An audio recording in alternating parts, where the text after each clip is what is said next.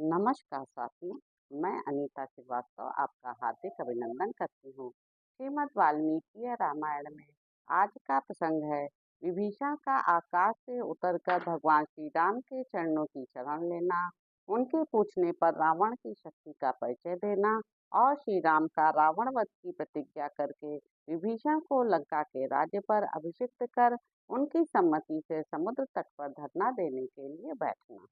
इस प्रकार श्री रघुनाथ जी के अभय देने पर विनयशील महाबुद्धिमान विभीषण ने नीचे उतरने के लिए पृथ्वी की ओर देखा। वे अपने भक्त सेवकों के साथ हर्ष से भरकर आकाश से पृथ्वी पर उतर आए। उतर कर चारों राक्षसों के साथ धर्मात्मा विभीषण श्री रामचंद्र जी के चरणों में गिर पड़े। उस समय विभीषण ने श्री राम से धर्मानुकूल युक्ति युक्त समयोचित और हर्षवर्धक बात कही। भगवान, मैं रावण का छोटा भाई हूँ। रावण ने मेरा अपमान किया है। आप समस्त प्राणियों को शरण देने वाले हैं, इसलिए मैंने आपकी शरण ली है। अपने सभी मित्र, धन और लंकापुरी को मैं छोड़ आया हूँ। अब मेरा राज्य, जीवन और सुख सब आपके ही अधीन है। विभीषण के ये वचन सुनकर श्री राम ने मधुर वाणी द्वारा उन्हें सांत्वना दी और नेत्रों से मानो उन्हें पी जाएंगे इस प्रकार प्रेम पूर्वक उनकी ओर देखते हुए कहा, विभीषण, तुम मुझे ठीक ठीक राक्षसों का बलाबल बताओ। अनायास ही महान कर्म करने वाले श्री राम के ऐसा कहने पर राक्षस विभीषण ने रावण के संपूर्ण बल का परिचय देना आरंभ किया। राजकुमार, ब्रह्मा जी के वरदान के प्रभाव से दशमुख रावण गंधर्व, नाग और पक्षी आदि सभी प्राणियों के लिए अवध्य है। रावण से छोटा और मुझसे बड़ा जो मेरा भाई कुंभकर्ण है, वह महातेजस्वी और पराक्रमी है। युद्ध में वह इंद्र के समान बलशाली है। श्री राम, रावण के सेनापति का नाम प्रहस्त है। शायद आपने भी उसका नाम सुना होगा। उसने कैलाश पर घटित हुए युद्ध में कुबेर के सेनापति मणिभद्र को भी पराजित कर दिया था। रावण का पुत्र जो इंद्रजित है, वह गोह के चमड़े के बने हुए दस्ताने पहनकर, अवध्य कवच धारण करके, हाथ में धनुष ले जब युद्ध में खड़ा होता है, उस समय अदृश्य हो जाता है। रघुनंदन, श्रीमान इंद्रजित ने अग्निदेव को तृप्त करके ऐसी शक्ति प्राप्त कर ली है कि वह विशाल व्यूह से युक्त संग्राम में अदृश्य होकर शत्रुओं पर प्रहार करता है। महोदर, महापार्श्व और अकंपन, ये तीनों राक्षस रावण के सेनापति हैं और युद्ध में लोकपालों के समान पराक्रम प्रकट करते हैं। लंका में रक्त और मांस का भोजन करने वाले और इच्छानुसार रूप धारण करने में समर्थ जो 10 कोटि सहस्त्र राक्षस निवास करते हैं, उन्हें साथ लेकर राजा रावण ने लोकपालों से युद्ध किया था। उस समय देवताओं सहित वे सब लोकपाल दुरात्मा रावण से पराजित हो भाग खड़े हुए। विभीषण की वह बात सुनकर रघुकुल तिलक श्री राम ने मन ही मन उस सब पर बारंबार विचार किया और इस प्रकार कहा, विभीषण, तुमने रावण के युद्ध विषयक जिन जिन पराक्रमों का वर्णन किया है, उन्हें मैं अच्छी तरह जानता हूँ। परंतु सुनो, मैं सच कहता हूँ कि प्रहस्त और पुत्रों के सहित रावण का वध करके मैं तुम्हें लंका का राजा बनाऊंगा। रावण रसातल या पाताल में प्रवेश कर जाए अथवा पितामह ब्रह्मा जी के पास चला जाए, तो भी वह मेरे हाथ से जीवित नहीं छूट सकेगा। मैं अपने तीनों भाइयों की सौगंध खाकर कहता हूँ कि युद्ध में पुत्र, भृत्यजन और बंधु बांधवों सहित रावण का वध किए बिना अयोध्यापुरी में प्रवेश नहीं करूंगा। अनायास ही महान कर्म करने वाले श्री रामचंद्र जी के ये वचन सुनकर धर्मात्मा विभीषण ने मस्तक झुकाकर उन्हें प्रणाम किया और फिर इस प्रकार कहना आरंभ किया, प्रभु, राक्षसों के संहार में और लंकापुरी पर आक्रमण करके उसे जीतने में मैं आपकी यथाशक्ति सहायता करूंगा तथा प्राणों की बाजी लगाकर युद्ध के लिए रावण की सेना में भी प्रवेश करूंगा।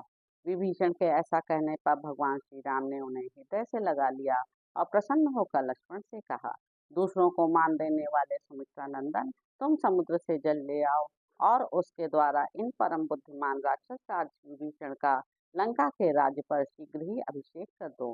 मेरे प्रसन्न होने पर इन्हें यह लाभ मिलना ही चाहिए।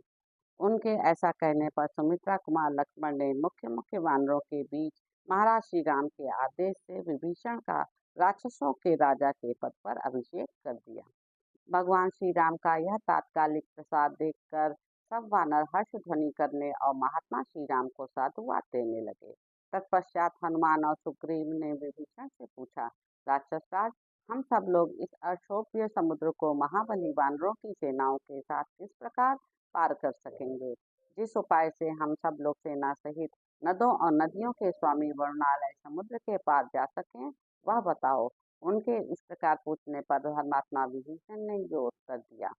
रघुवंशी राजा श्री राम को समुद्र की शरण लेनी चाहिए। इस अपार महासागर को राजा सगर ने खुदवाया था। श्री रामचंद्र जी सगर के वंशज हैं, इसलिए समुद्र को इनका काम अवश्य करना चाहिए। विद्वान राक्षस विभीषण के ऐसा कहने पर सुग्रीव उस स्थान पर आए जहाँ लक्ष्मण सहित श्री राम विद्यमान थे। वहाँ विशाल ग्रीवा वाले सुग्रीव ने समुद्र पर धरना देने के विषय में जो विभीषण का शुभ वचन था, उसे कहना आरंभ किया। भगवान श्री राम स्वभाव से ही धर्मशील थे, अतः उन्हें भी विभीषण की यह बात अच्छी लगी।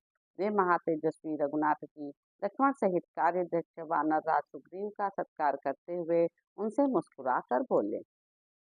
लक्ष्मण, विभीषण की यह सम्मति मुझे भी अच्छी लगती है, परंतु सुग्रीव राजनीति के बड़े पंडित हैं और तुम भी समयोचित सलाह देने में सदा ही कुशल हो।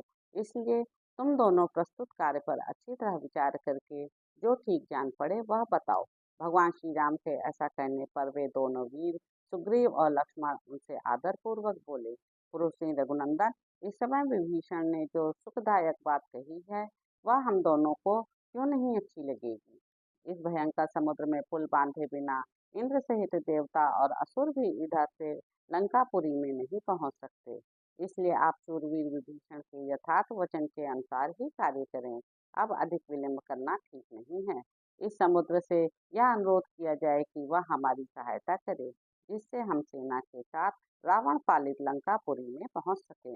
उन दोनों के ऐसा कहने पर श्री रामचंद्र जी उस समय समुद्र के तट पर पुष्प बिछाकर उसके ऊपर उसी तरह बैठे जैसे वेदी पर अग्निदेव प्रतिष्ठित होते हैं।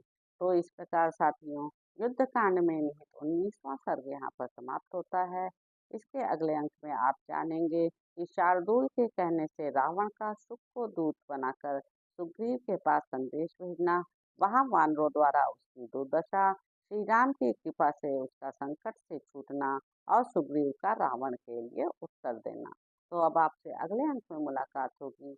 मेरे यूट्यूब चैनल संवाद विद अनीता को लाइक करें, शेयर करें, सब्सक्राइब करें। धन्यवाद साथियों।